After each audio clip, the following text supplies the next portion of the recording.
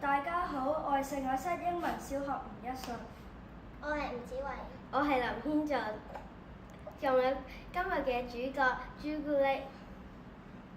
朱古力細個就陪我長大，我媽咪養咗5隻狗，但係隨住佢哋嘅年紀長大，而家淨係得返朱古力佢哋3兄弟，我好擔心佢哋嘅健康同埋第日住院嘅情況。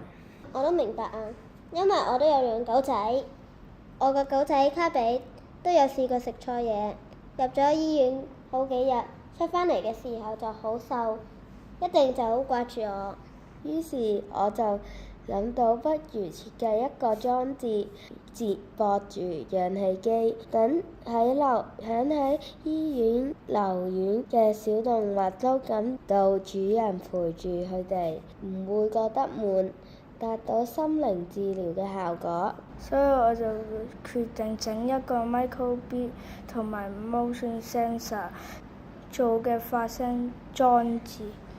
首先，我哋將自己想對寵物講嘅嘢錄咗音，再用 micro:bit 編程將想講嘅嘢抄寫入去，再配合 motion sensor， 當動物靠近就會隨機播放我哋預設嘅聲音。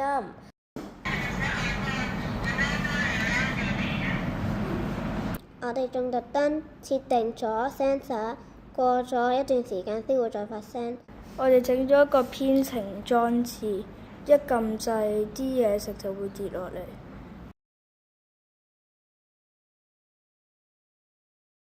希望大家鍾意我哋呢個發明，幫到更多年老住醫院嘅小動物。多謝大家。